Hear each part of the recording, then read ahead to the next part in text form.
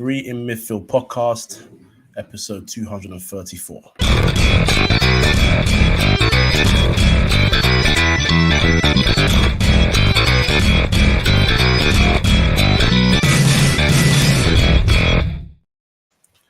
Yes, and welcome to another episode of the 3inMidfield podcast. I am, of course, your host, Kojo, and I am joined by two wonderful, beautiful guests. So first, we're going to introduce, I think it's the first time on my podcast, actually. It is Roland. How you doing, brother? You're on mute, sorry, bro. See, amateur mistakes, man. Amateur mistakes. Nah, I'm good, man. How you doing? Yeah, I'm good, man. Thank you for accepting the invite as well. I kind of heard pretty much last minute, but That's all good, man. Thank you for having me. I appreciate you coming on. Can you let the people know who you support as well, please? Manchester United. That's beautiful. Do you want to say that again for the people one more time? I'm a Manchester United fan. I'm waiting to drop one picture from back in the day. My sister sent me a picture, so just so I have some proof. You know what I'm saying? I was at OT, okay. 4 years old, so just for the proof. You know what I mean? I like that. And of course, definitely last but not least, a returning member. Someone we haven't had for a while, actually. I've missed this guy because he's very real with it. He's had to change his Twitter name a couple of times because of Twitter beef. But nonetheless, we've missed you, man. Jack, how you doing, my bro? I miss being on, man. It's good to be back. Yeah, and just talking football, man. And normally it'll be ranting, but this week, might not be. Might not be. Well, for those of you who remember Jack, he is indeed a Tottenham supporter, born and bred, and a very loyal one at that, but also a very real and honest one as well. So he deserves some happiness, and he got some happiness this weekend as we go into the football. Spurs beat Man City at the Tottenham Hotspur Stadium again. Man City went there and didn't score a goal again. And we're going to get into more misery that they've got into in the words of finances again. But it was Harry Kane who was the difference again, as he is usually for Tottenham. Not only was it the match winner, he was a record breaker for club as he became Tottenham's all-time top goal scorer. So let's get into the game first. And of course, we go to you, Jack, straight away, as you are the Spurs supporter in this. Another win against City at home. Now, this fixture, it seems that no matter what the form is, when it comes to them coming to your stadium, they just don't know how to play you guys. What was the confidence going into the game? Did you feel like, we're their bogey team, we can get another result here, or were you fearing the worst? No, I knew we were going to win. This is probably the only time this season I said we're going to get 3 points, when I probably least want to. But that's another. That's another story for another day. But yeah, I was confident going into the game. I thought, we've got their number. That's probably a big psychological factor that we have at that stadium. For some reason, Pep's Man City does not. They just don't turn. I won't say they won't turn up because the first game they played at the stadium, they battered us and we still won. But they just can't seem to get over this hoodoo over us at this stadium, and also the Arsenal factor as well, being on top and us needing City to win. I knew it was going to happen. I knew 100% we were going to beat them. I didn't know how, but I knew it was going to be the case. And yeah, I was confident, to be honest, and to probably our long-term demise. I mean, you say that, but I mean, you're a team that's trying to get top four, and I know how good Newcastle have been this season, not conceding goals, but they are dropping points. They've drawn their last two, and every point counts. So, and more so than anything, you have the experience in terms of your players have been in the Champions League at your club for a while now. And Eddie Howe is not a Champions League manager yet. We don't know if he's going to be after this season, but he's not a Champions League manager yet. Neither are their players. A lot of, apart from Trippier, I think, haven't played in the Champions League. So every point counts. But putting Arsenal aside, I mean, it's a huge win for you regardless, no? No. Do you know what? I looked at how many points we were about, because Newcastle drawing was quite massive for us psychologically. I think we're only 1 point behind them. I know they got a game in hand, but you just don't know what could happen. I think if Newcastle lose that League Cup final, that could derail their season, and they could have a little slump. Who knows? Who knows what could happen? They could go in a. Well, they are already in a bad one, aren't they? They're one win in the last 5, is it? I think so, something like that. Something along the lines of that. So, there's always a chance, but again, can you trust us Can you trust us to keep winning? We've seen earlier this season, man. We can hold L's right, left, and centre as well. So unless Conte's, not at the dugout again, and the players are playing for Stellini, I don't know. I don't know what to attribute that to. But one thing I will say is the performance was by far our best performance of the season, and I think people keep going on about how Conte's system is killing us and Conte's system this, that, what, and the other. And in some games that has been true. You should play on the front foot, but in this particular game and in many big games, as long as there's an intense level of intensity there, and that system will be implemented, all damn near perfectly. We could have got a few more. We could have, put ourselves through on goal, with a little bit more sharpness in that final third. But that system worked, and when the players are on it, and when that intensity is there, with a few little bit of, few nuances like Dyche stepping up in midfield to initiate that press, you got Casemiro, super high energy, and then you got our front three and plus Bentancur and Højbjerg just absolutely being relentless to that back line. That system does work. The problem is, don't do it all season. Don't do it for damn near 99% of the season. So if we can play like this from now on till the end of the season, then we do have a chance. We have a chance to even be third, maybe. So who knows? Who knows what could happen? Absolutely. We will come back to Spurs, but I mean, we have to go to City and give them a shot. Now, Roland, I say we are because obviously I'm a United fan as well. We are the neighbours to these guys, but we're also fair. Was this, dare I say, an easy win for Tottenham on the basis that I know City did hit the woodwork, but a lot of the chances, especially in the second half, that Spurs were creating, it looked like City just didn't know how to defend, period. Now, not just the chances, but it was quite easy for Spurs to get through the defense, no? Yeah, I saw some pretty shaky performances from Ake. Rodri wasn't really at his best that we've kind of known him in terms of breaking up the play. And then I think, there's maybe a bit of a knock-on effect from the Cancelo transfer out to Bayern Munich. It's kind of caused a bit of instability in that defense and probably in the dressing room as well, because he had that altercation with Pep. I don't know, I just feel like, then obviously on the attacking side of things, Haaland's making all these runs off the ball and City just can't seem to find him. And it's like there was a point in the game when he dropped deep to try and pick the ball up and Romero came charging at him and got the first booking. And when I saw that, I was like, Romero knows exactly what he's doing, because he's trying to just set the marker in the game to say, look, I'm here, I'm going to follow you around, doesn't matter what's going to happen. And for him, I think it even unsettled him a little bit. And it's probably maybe the first time I've seen Haaland kind of unsettled in the Premier League before, in a game. I don't know. And then obviously Pep, he has this reputation of kind of overthinking certain games. And so I think he tried it again. And yeah, it just didn't really end up a good day for him, to be honest with you. And, Spurs did their thing, got the win. So it's an interesting one, though, isn't it? Because you look at their defensive options. Obviously, you've pointed out that Cancelo's gone, after an altercation with Pep, allegedly anyway. And the thing that I have seen people say is you've now got rid of your best left back and you haven't got a left back left. But then you think about the squad they have. They've got Akanji and Ake tend to start centre back. But then you've also got Laporte and Diaz on the bench. So what's happening there? And then Ake sometimes plays left back. But you signed a left back, Sergi Gomez. Played him left back. I know he had a disastrous Champions League debut. Didn't work out, got a red card. But nonetheless, you bought him because you believe in him. He's a talent. But you played Rico Lewis in a very awkward position. It was strange. It's baffling. I'm just asking the question. We've seen him tinker in the past. Do you think part of this is him pretty much conceding the league? And I always go back to that interview where he pretty much came and ranted about not caring about the Premier League anymore. Do you think he's now sort of in some way self-sabotaging? He's got into that stage, because I feel like it's happened wherever he's gotten to, where he reaches maybe 4 years, close to 5, and then it's like he's considering his options.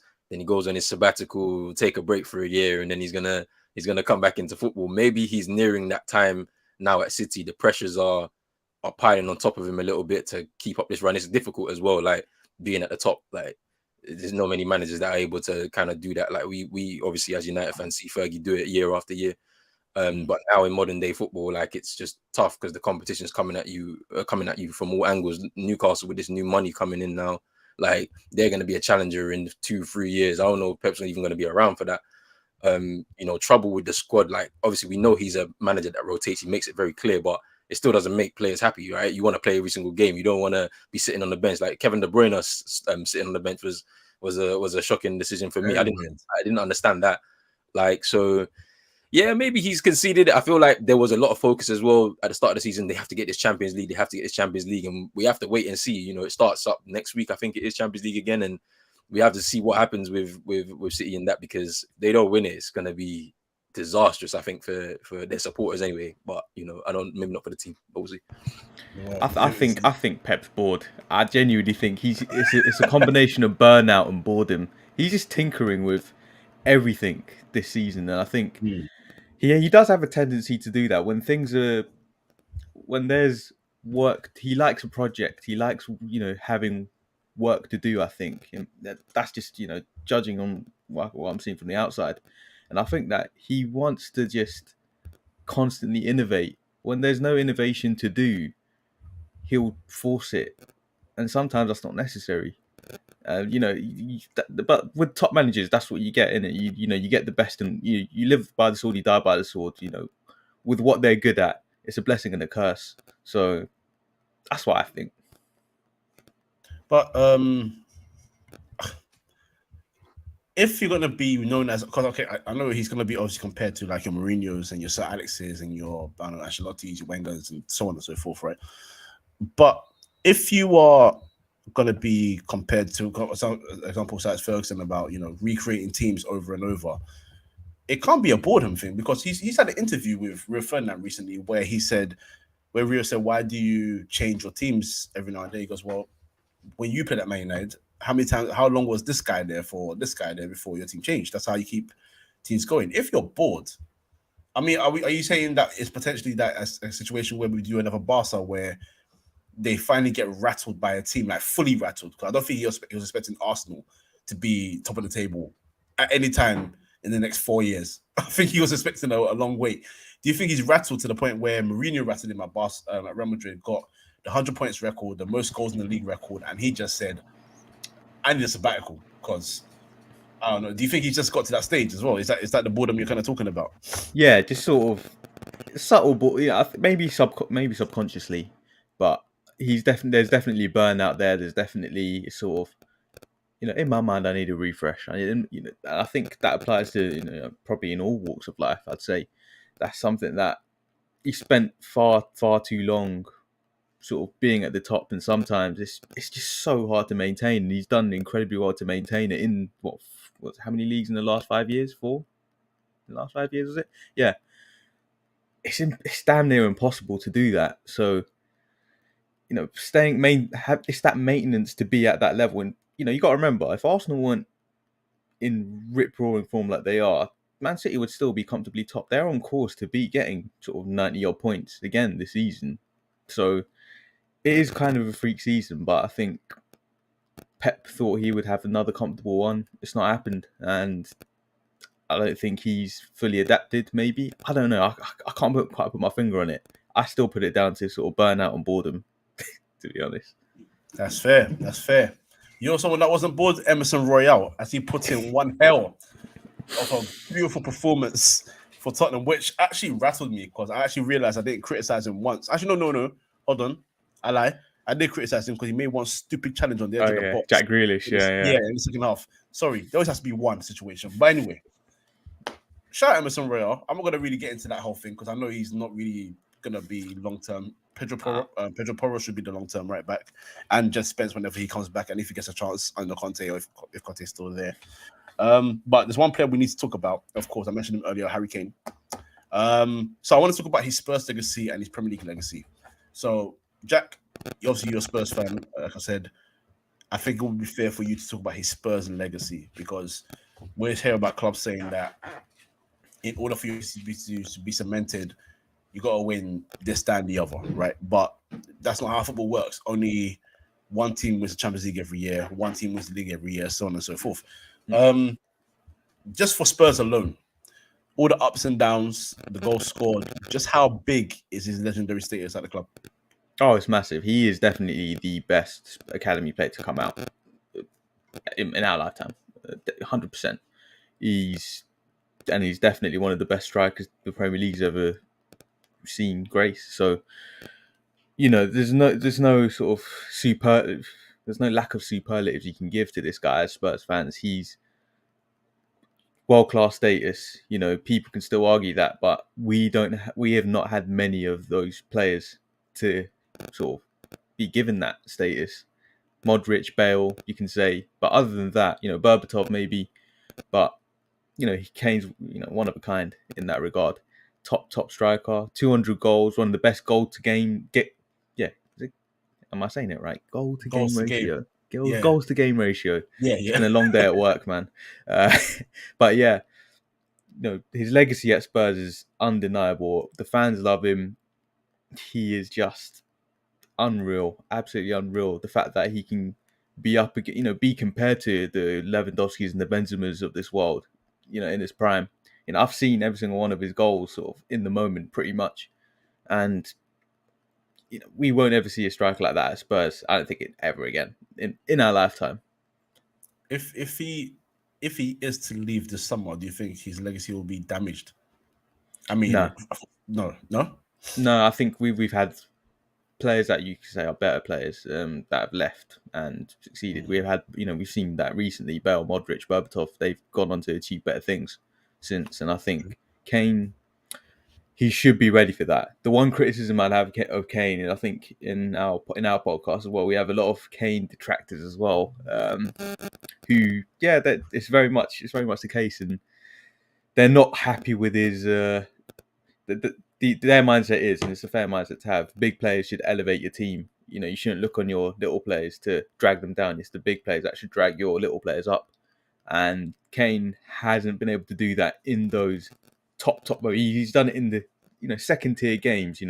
Big game, big 6 games. He's scored against them all. But in that top upper echelon football match, Champions League final, League Cup final, FA Cup semi-finals, he hasn't done it. And I think delivering in those moments is sort of the one step he needs to do. Some people argue that's because of the team, which is a fair argument. Some people say that he just has a mental block in that very, very upper echelon moment. And I think it's the case of both, to be honest. I think there is that one thing that he needs to do for Spurs, and he needs to do it this season. There's a good chance of getting into that FA Cup final, and he needs to be there, and he needs to take advantage of that. And if we win that, I mean, we've got to delay our celebrations because the Beyonce concert is on the Beyonce concert is on the same day as FA Cup final, or the day before, so we can't have a parade the day after. So that is funny, man. Yeah, I like that. And they have an asterisk in our parade.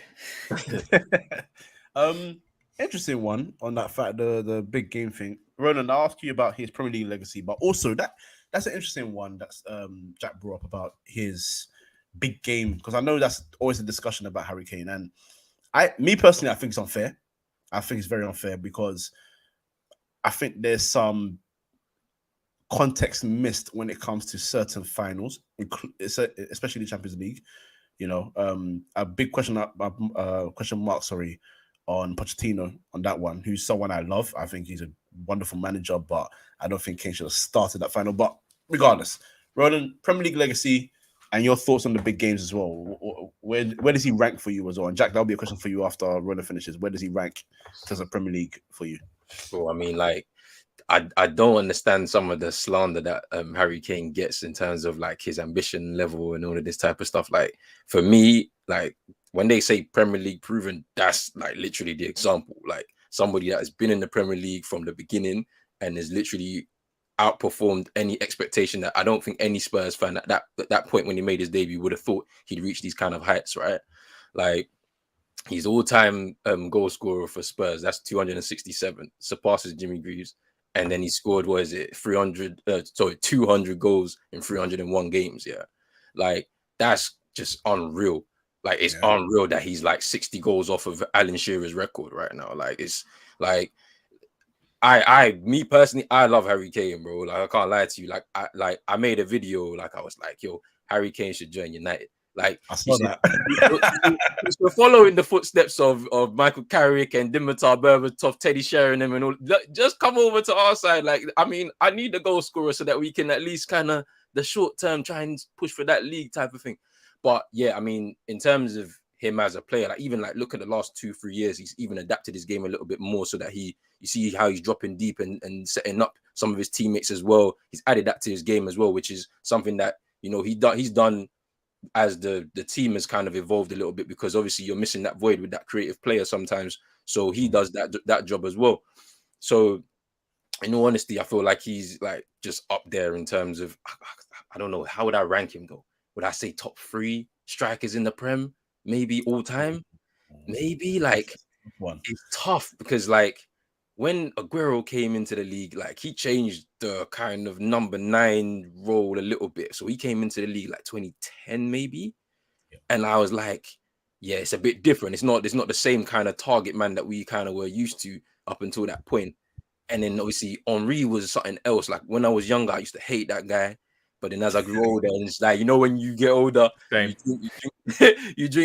start drinking, and you start off on one thing, then you end up with wine. Like that's wine. You know what I'm saying? It's fine wine now, yeah. Like, and then Harry Kane has come in and it's just like, he's up there with those guys as well. Like, and then obviously, Shearer is like, that's legendary status in terms of Premier League goal scoring, but top 5 at least. You know what I mean? Harry Kane's got to be in the top 5 in terms of all-time Premier League strikers for sure. But yeah, man, he's a wonderful player, man. Tell me. Yeah, Jack, what are you saying? What are you saying for that top 5? Yeah, I'd say top 3 or top 4 maybe. It's harder to judge because I think it's easier to judge when you're looking from the outside in to sort of give a wider, less biased perspective. But I'd say I put him above Aguero because obviously he's surpassed his record and he's got more to his game than Aguero does as well. On top of that, so I'm going to put him above him. And also Aguero is part of a much, much, much better formidable sides. He's been, the Mancini side and the Pep side, they are absolutely unreal. So I think that's probably a few more points for Kane in that regard. So I'd say, top 3 maybe. I'd say Henry definitely above him. Shearer by default because he is, the greatest. He is number 1 Premier League scorer, but I'd say top 3. I'll put him third.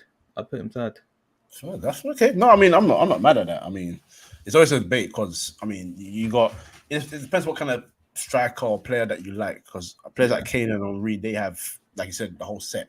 They can create, they can score from distance, they can score inside the box, take penalties, free kicks, all of that. And then I'll even put Rooney in that. So Rooney's a bit of a creator as well. Obviously, he's second in the charts right now. Kane's going to overtake him probably by the end of this season because he's only 8 goals now. So that's not a problem for him. And then you've got, like you said, Aguero's, Andy Cole's. I know it's not that these guys couldn't do more, but they were pure killers. They were guys that you'd want in the box to just ride for the ball into the back of the net, do quick 1-2 review, and put them in goal scoring positions. But either way, Harry Kane, great legacy. Spurs beat City again at home, as I said. Any quick comments about financial woes at certain clubs? Anybody? Sorry, woes is the wrong word. Doping. Anybody? Anybody? If I speak, I'll be fine. No, it's a. I don't know if anything's actually going to come of it though. To be honest with you, I know that the 100 charges is crazy. I can't lie to you, but like we've seen them get away with this before. They've got the money for the lawyers. I don't know. I think there's a lot of information just being spread around as well. Like, they could be relegated to non-league, or they'll just be relegated to the championship, point deduction, chucked out of this, chucked out of that, until we get like a real statement from the Premier League to tell us what is actually going to happen or what independent commission are going to deal with this. it's really up to the interpretation of the fans, to be honest. But it's been funny on social media just seeing just seeing the meltdown and then seeing the jokes. It's been funny. Yeah, the meltdown is definitely, over the top, because nothing's going to happen bar a few points probably deducted at most. But in the long term, City will be back next season. So that's the sad thing, the sad reality. I think, listen, Khalidin Mubarak, that guy is he's gonna listen. The lawyers he's gonna bring, that team, yeah, he's gonna bring like the Invincibles for lawyers. He's gonna bring the equivalent of Pep's Barca, yeah, for law itself. He's gonna bring the most formidable unit, right? Jose Mourinho's Inter defense, yeah. Lucio and Walter Samuel at the back. That's their defense. That's what's gonna happen. Maicon's gonna pop up with a cross and boom, they'll only be given a few points deducted. That's it. I can't lie. I'm quite intrigued by it, because I don't think we're gonna get a decision on this within the next year. To be honest, I think it's gonna take about 2 years, because 4 years of trying to study their books, and then apparently them also being apparently uncooperative during some of the investigation.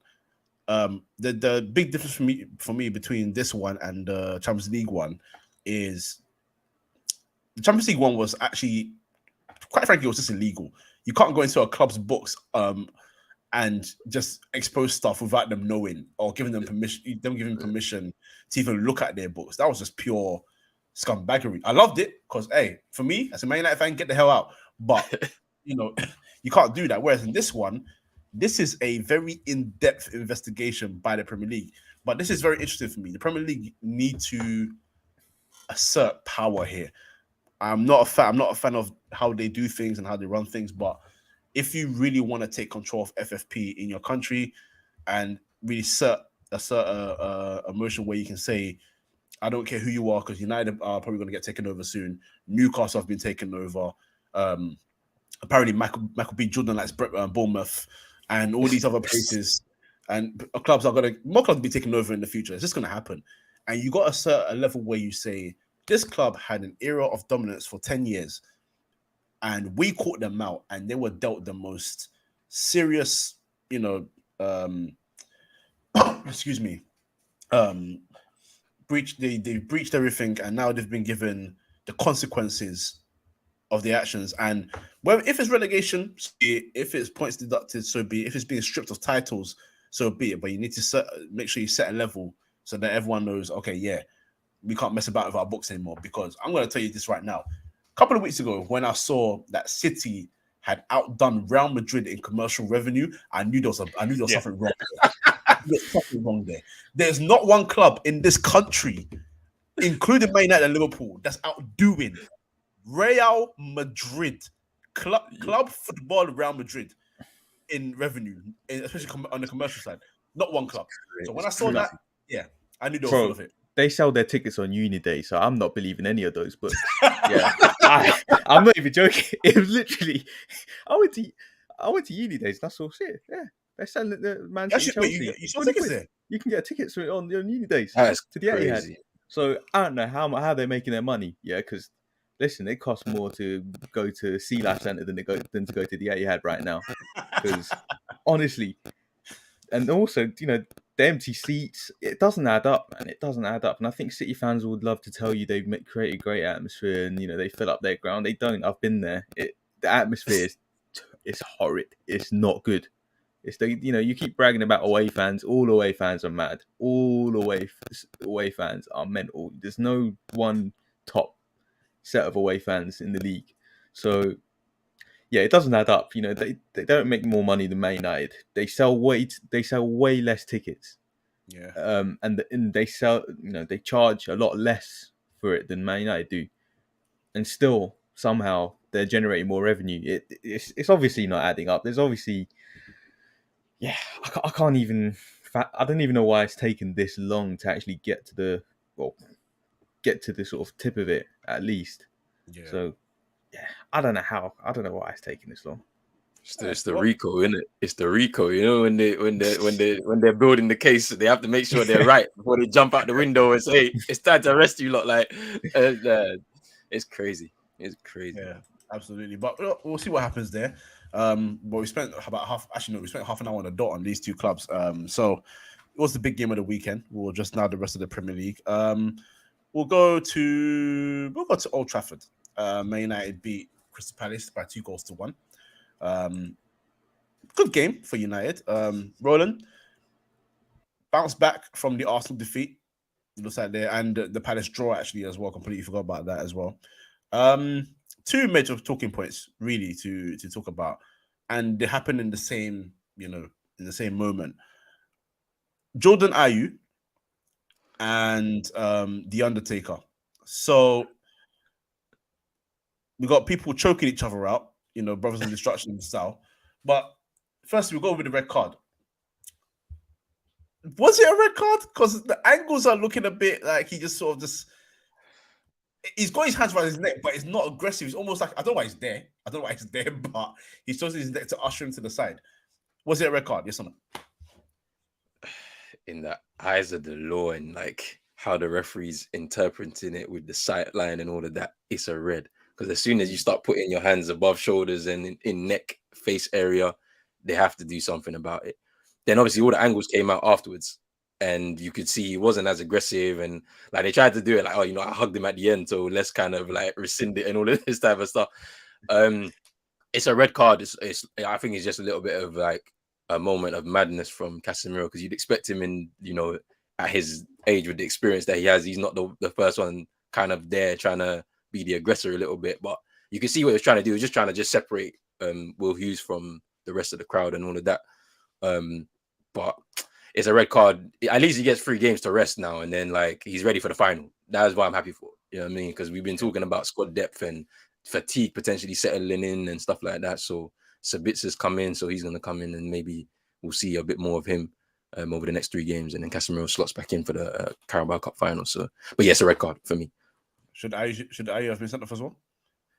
I think so as well. Like when I saw that, I was like, surely they've spotted this one. At least go to VAR if you've missed it, so that we can see a red card going on the other side. Because I was like, how is this not a red card? I don't understand. But yeah, he should have been as well. But I don't know, man. This VAR is a bit inconsistent, man. Like I don't know. They seem to miss the big moments, and then the small moments they pick up, and then we're just like, oh, so how did you see? We all saw this. Why did you have to pick this up? I don't understand. Yeah, absolutely. I agree with that completely as well. And yeah, you know what?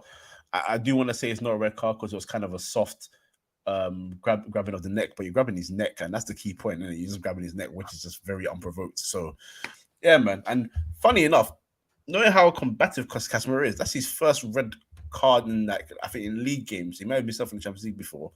I need to check that. But in terms of league games, what's it called? La Liga and Premier League. That's his first ever red card. So that's mad. He's a madman. He's a madman. He's crazy. When I saw it, I was like, what? Absolute psychopath. But Jack, Marcus Rashford continues to score as normal for him this season. Just do you think watching him, there's a question that he is getting goals, but there's still a little bit of a question mark over his overall gameplay.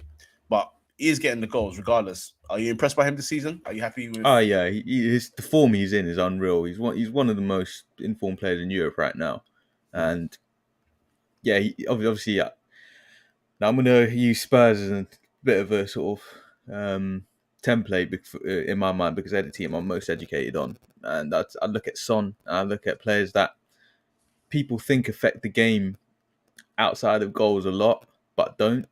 But I think Rashford affects the game way more than Son does. And I think Rashford's doing the final bit right. And he's been doing the final bit right all season. And once he gets back to his sort of rip-roaring sort of runs that he makes, especially in transition, directly taking on players as well. He doesn't often do that anyway. That's not his game really, but he can do it. Once he gets back to that, once he gets back to sort of absolutely smashing it in from 30 yards out as well. And, I think he can still, there's a level of confidence he's playing at right now, which is immense. And I think he's still got another gear to go in his game. So if Ten Hag, which he's get that out of him, which he has been doing for many of your forwards, I think that I think there's more to come from him, which is scary for the rest of us, to be honest. But yeah, Rashford's been immense this season. And I think that got to play him out wide. Play him out wide, play him up front. I think it doesn't really matter. I think he'll just bag. He'll just bag. Yeah. Final question before we move on from this game: Are Man United in the title race? That's for anybody, by the way. I don't want to say yes because I don't want to say yes. Like mathematically, yes, but like no, because I wasn't expecting it this season. So I was maybe next season or the season after. But right now it's kind of open. It's strange. In any circumstance, I wouldn't want you to be, but this season you have to be, man. You have to be involved. For the sake of everyone's sanity, please. Listen, what's going to happen at the end of the season? My God, I'm tuning out. I'm tuning out of everything. I am. If they do win the league, I will book a flight out of this country for that whole Premier week, because it's going to be a week. Don't believe this, guys. It's not going to be a day. You're not going to be able to walk in Islington. Like it's going to be hell. If you're not an Arsenal fan, you don't belong there, and that's just the truth. That's just the truth. So. I'm from Camden, bro. I cannot go back home anytime. I can't go home. But my plan is to go to Dubai in the summer, live there. So if I can stay away from Arsenal fans, if that's my way of staying away from Arsenal fans, so be it. I don't care how.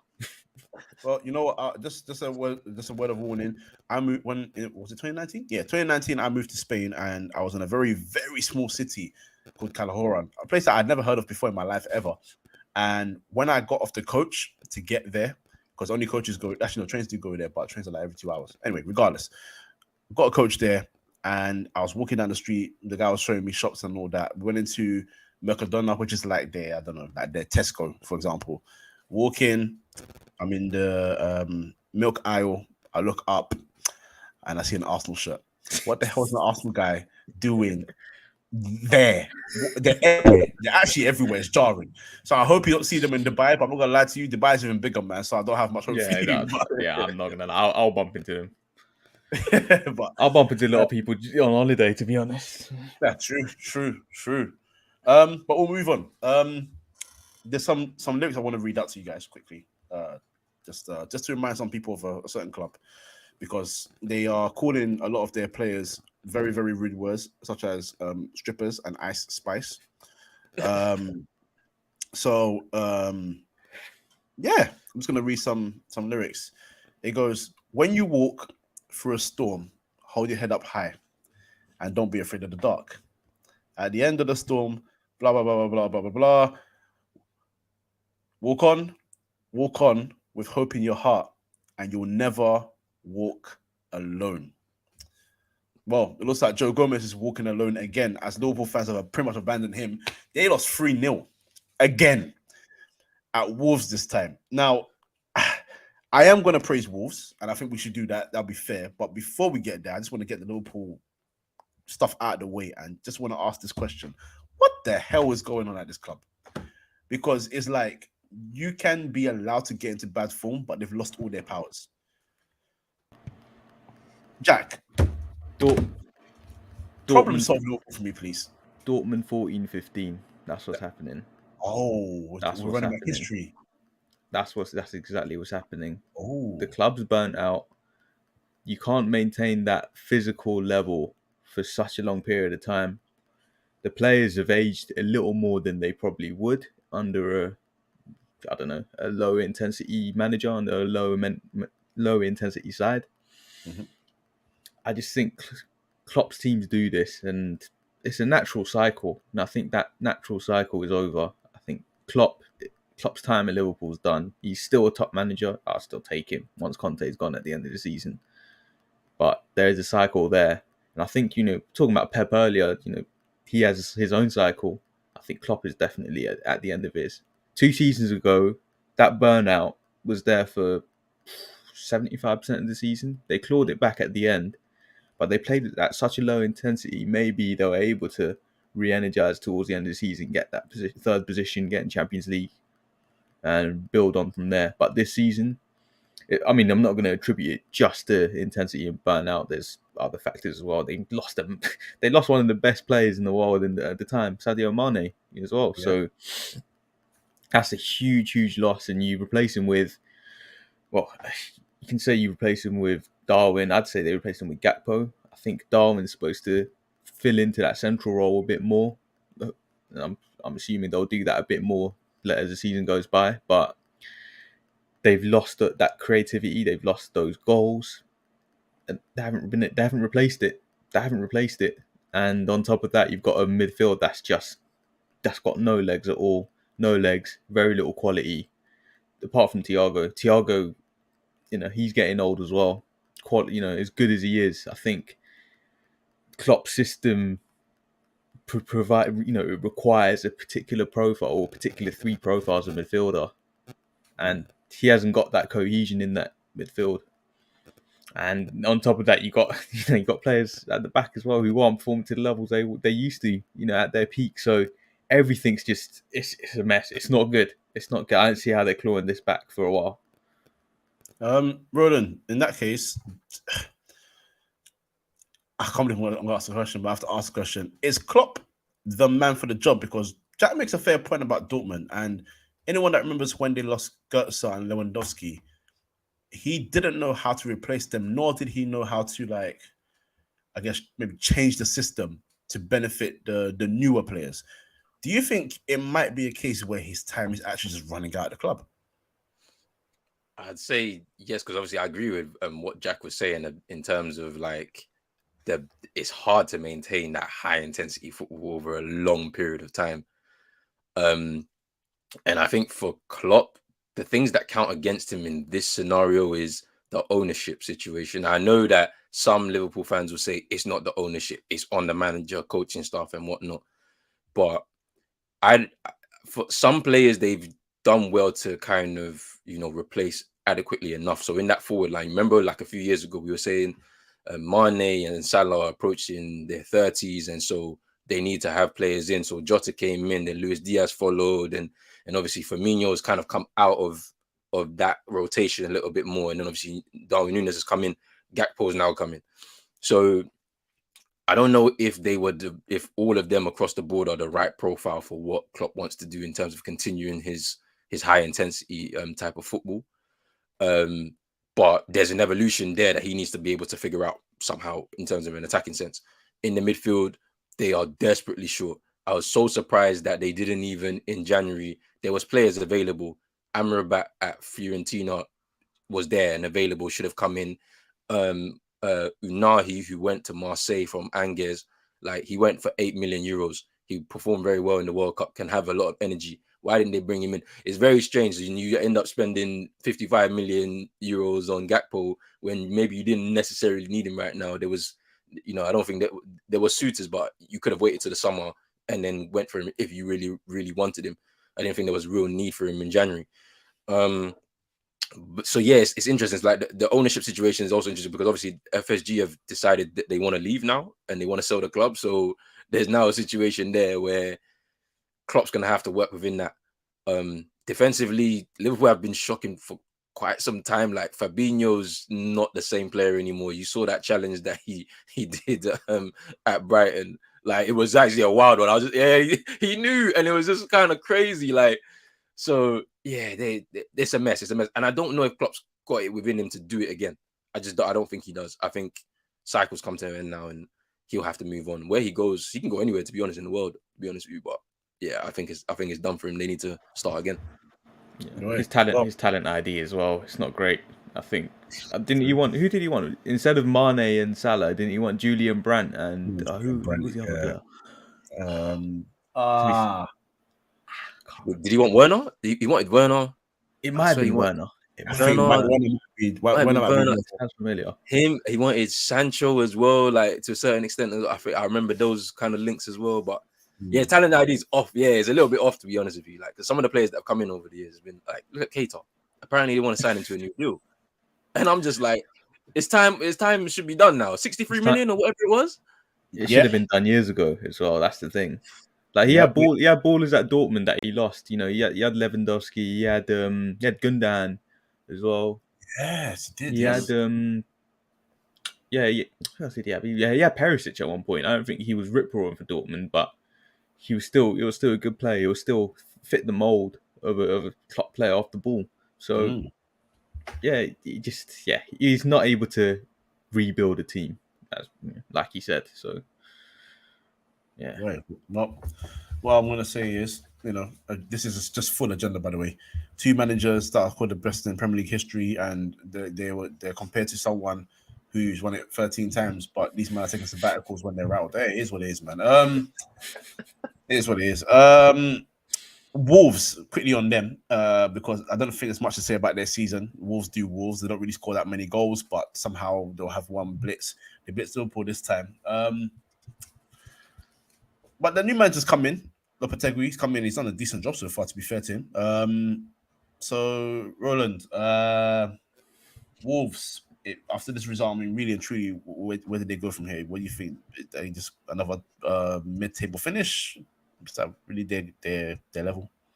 Yeah, I think they should just kind of push for mid-table. I think obviously Lopetegui's coming like midway through the season, and like it's an opportunity for them to just kind of steady this ship for the rest of the season, and then see how he does in terms of a preseason, getting in some more of his players, and then see how they kick on for the new season. There's going to have to be a change as well. I think Ruben Neves has kind of hit his time, his wall at Wolves. He's done everything he can do for that club. Like literally taking him up from the Championship, captain in the club, all of that type of stuff.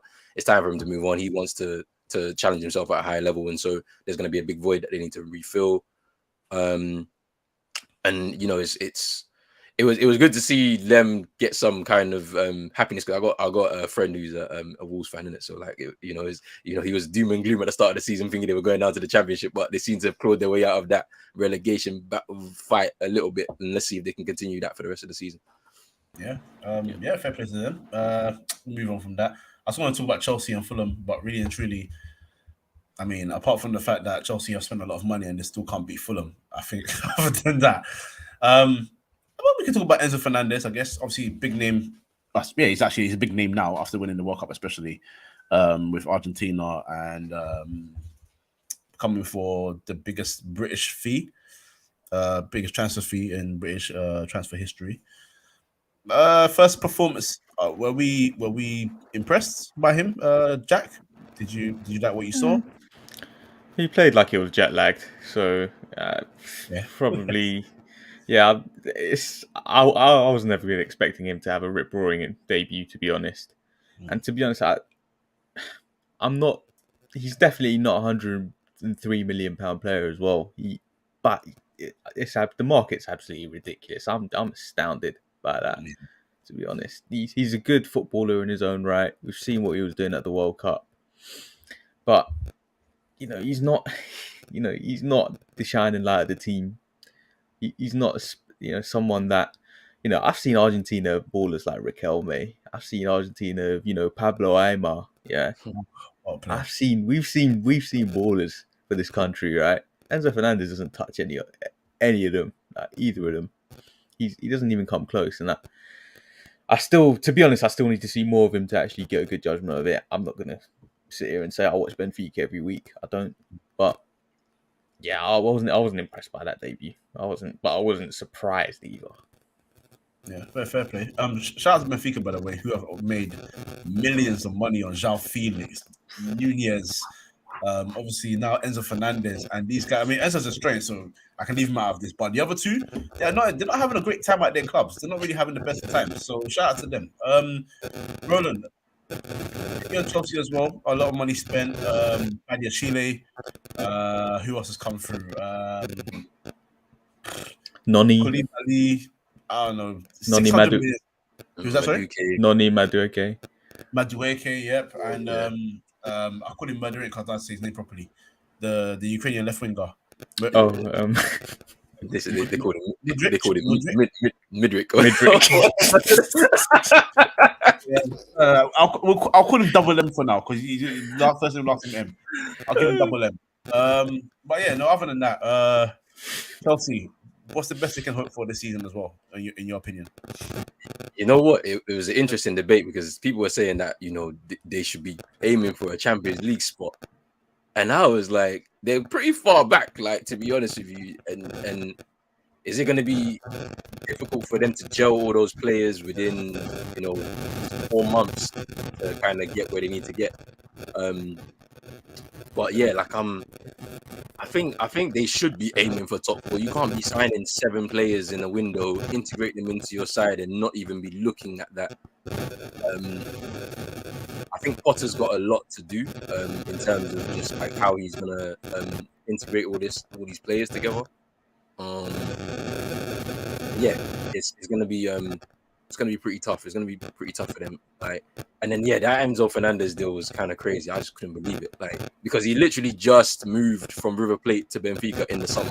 Like, this summer just gone, 10 million euros.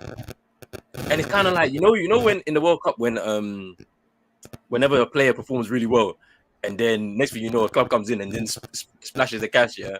And then sometimes they end up being a flop. Like how like the last one we talked about was James Rodriguez, for example. Yeah, this could stink. It could. I don't know.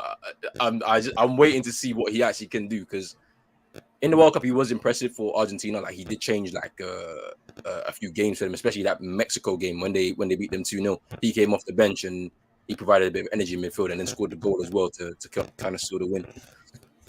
But yeah, let's see what happens with Chelsea this season. They should be aiming for a challenge towards the Champions League spots. I thought they'll probably miss out and probably end up Europa League or something. Yep. All right. Well, that's Chelsea done, and I will definitely not be doing Everton a service if I didn't mention them. Everton 1, Arsenal 0. Sean Dyche has come back into the Premier League, and I can't lie. I'm not gonna lie to you guys. I've missed him. I've missed his football. That might sound mad, but I've missed the differentiation in the football. I'm tired of, teams coming up and trying to play a style of football that they just don't have the ability to play. If you've got to do long balls, if you've got to do the thing, that video that's been going around talking about on him doing the coach's voice with talking about the V-shape defensively.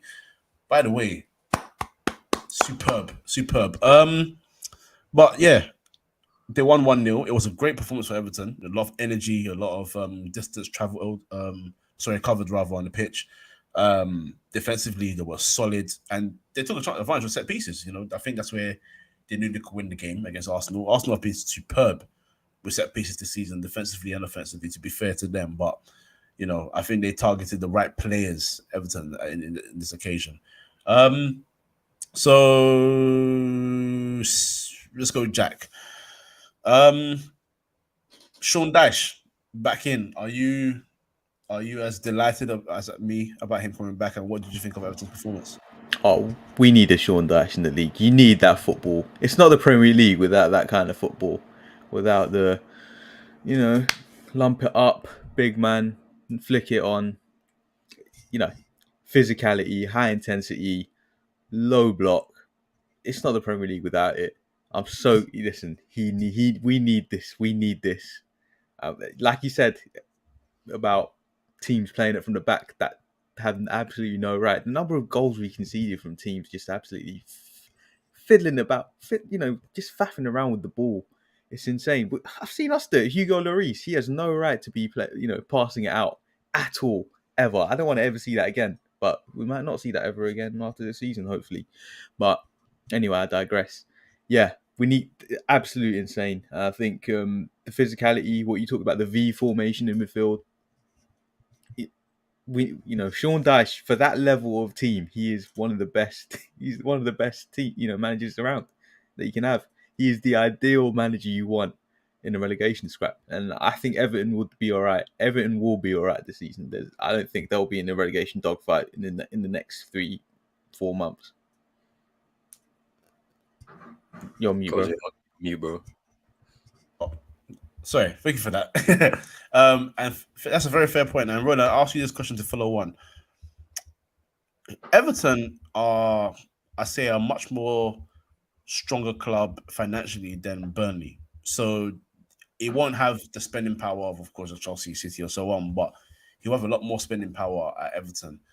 Do you think this is a real platform for Sean Dyche to really show what he's capable of? I'm talking about talent ID wise, and maybe being able to try and push a team like Everton to where they're quote unquote supposed to be, because I mean a lot of people predict them in many previous years to be challenging for a Europa League spot.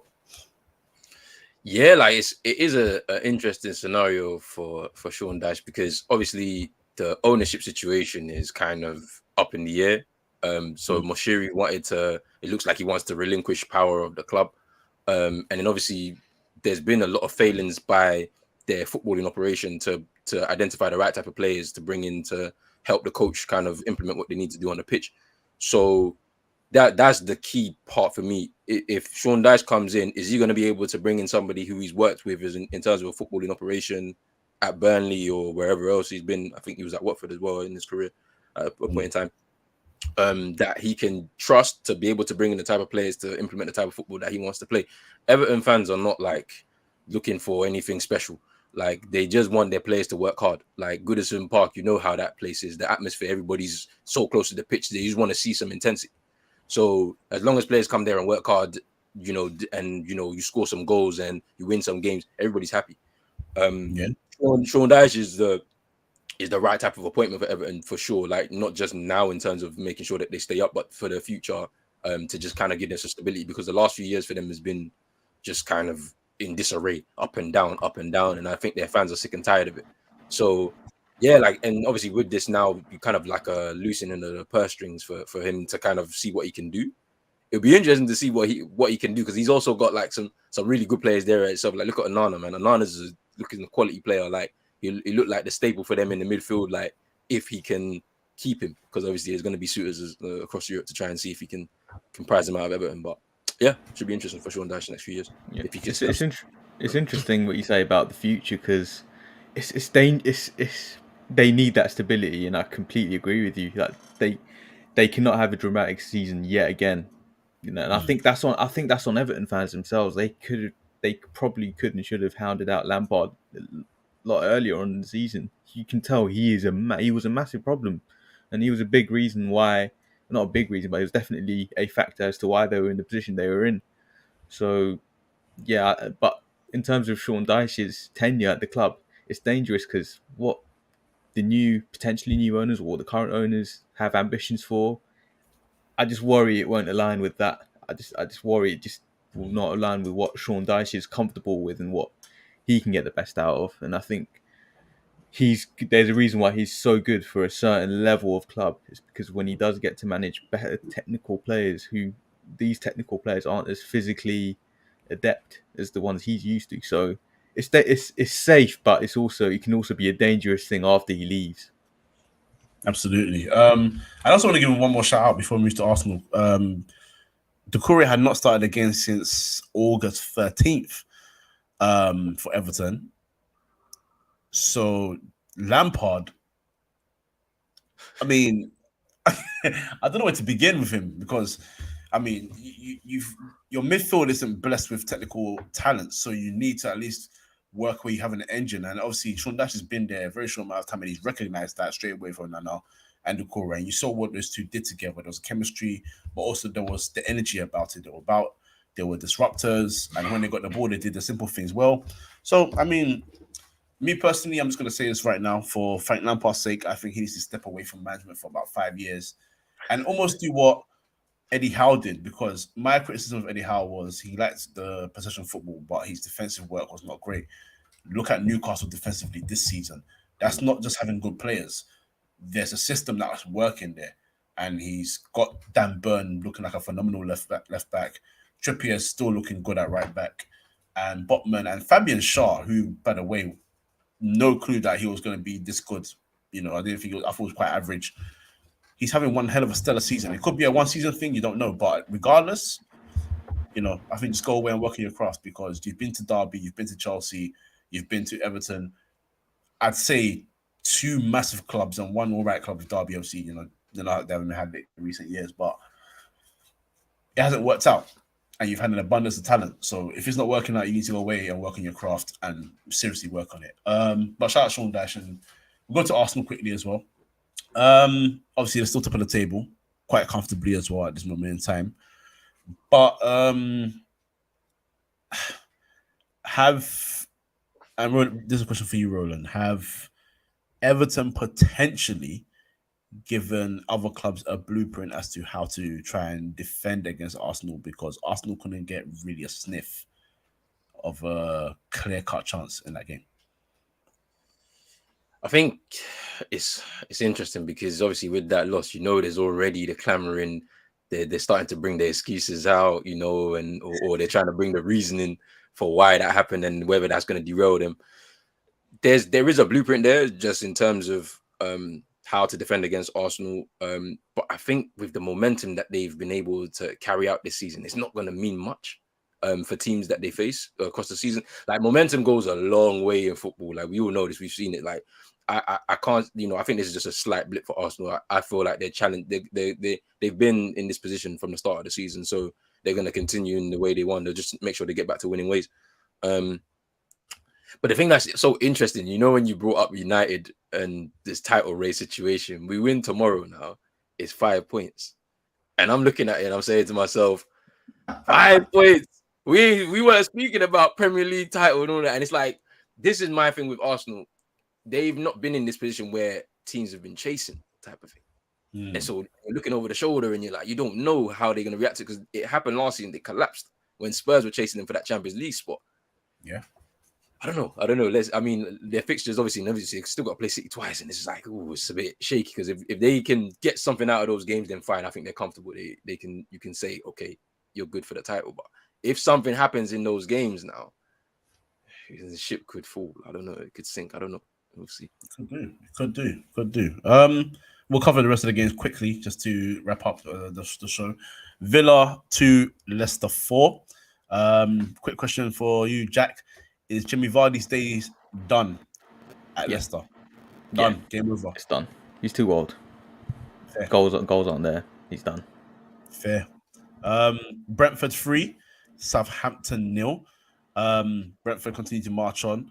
Roland, Nathan Jones went on a rant and pretty much blamed everybody else but himself. And I think he seems to think that he is one of the best managers in Europe already, because he had something about some stats about passing or something like that with Luton. Great. Are Southampton in trouble? They've been hovering in this kind of position for years. And like, it's one of those things where eventually it's going to happen. Like, it's just when. Like, so looking at the table right now, like, they're bottom. Like, it's been coming for years, literally. I think they're in trouble. This is going to be finally the season where it's like, cut ties. They start again in the Championship. And, see if they can get themselves back into the Prem. But, I don't know why Nathan Jones was doing that. Like, he's just misbehaving. Why? You're in trouble. He's posting on LinkedIn. That's what he's doing. He's looking for the next job. He knows Southampton are done. He just went on a weird one. I don't know, but hey, he can join him in the Championship. Brighton 1, Bournemouth 0. Mitoma again. This boy is special, absolutely special. I'm reading that dissertation. I'm gonna read that dissertation and start buying some more new boots, man. This guy is insane, and I'll bring him to the lane. That's all I say. Bring him to the lane. I say bring him to Old Trafford, because right now I've got two players that are frustrating me. One that I want to get the hell out. That's Tony. I'm not gonna say his last name. And the other one has Tony in his name, but there's also parts in his name that's I like him. I don't want him to go anywhere, but he needs to start learning how to use his right foot to dribble. He has weird moments in games where he just shoots randomly with his right foot, and I don't know what they're for, because they go nowhere. But shout out Anthony, man. That's £80 million. I hope it's not a waste like certain centre backs. Newcastle 1, West Ham United 1. We also addressed Newcastle earlier, briefly as well. They dropped points. Roland, David Moyes is saved again because he's got a point. How long has this guy got? Because I can't lie to you, man. I'm not even a West Ham fan, but boy, I'm saying get this guy the hell out of this club, because they are in a lot of trouble. Yeah, it's come to that point with David Moyes now, where at West Ham, where obviously you saw the heights of Europa League and obviously the conference as well last season and whatnot. But they spent a lot of money at West Ham. You know how it is with the West Ham supporters, man. They are very much like, if you don't play that West Ham way, they don't give you enough time. Like, and obviously they've been able to kind of go above and beyond under David Moyes, and we were thinking, okay, David Moyes is back. You know, he's about to do the stability kind of thing. You know, like how he did with Everton all those years, and it's just not looking good for him right now. Saved by the skin of their teeth. I can't lie to you. Against Newcastle, it's not looking good for him. I don't know if he'll be like sacked within this season. It might take a stretch of games where they just look horrible and the club decide to cut ties. But let's see how long it goes for. Yeah.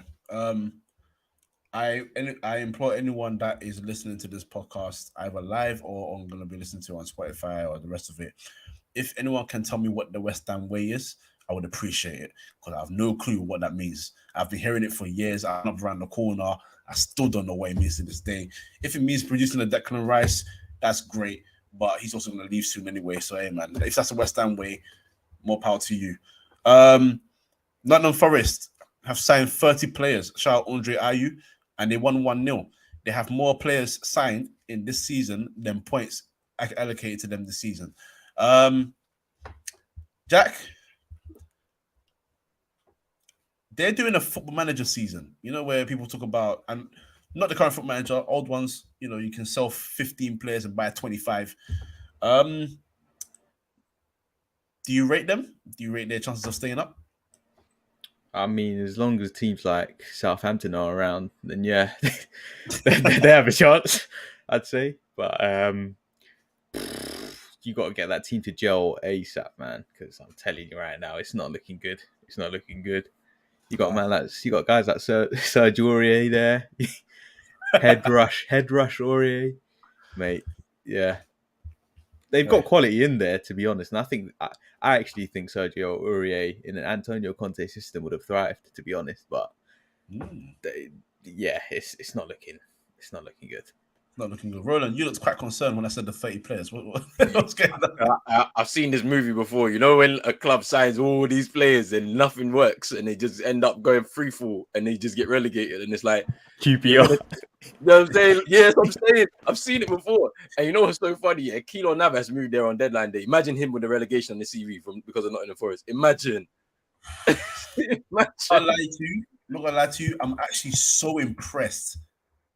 So impressed that they managed to get Keylor Navas. That is big. I'd have taken him. Like, I'd definitely have taken him. I would have taken him too. I can't lie. Also, everyone bear fault for Dean Henderson, who, by the way, is now usurped by another top goalkeeper. We didn't even need him. Exactly. Honestly, I find it hilarious. He thinks he's fantastic. And hey, more power to you, man. Confidence is a beautiful thing. But me personally, if I saw him on the street, he asked me if he was good, I'd be like, no. But anyway, quick score prediction for Manchester United Leeds. Roland, what do you think? 3-0 against the rivals. Yeah, 3-0. 3-0. It was easy. I'm happy with that. Jack? New manager bounce. I say 2-1. Oh, to you. Oh, okay. I was like, no. I'd say 2-1 to you. Tough game. You'll grind it out. But yeah, you'll get the win. You'll do enough. You're at home, right?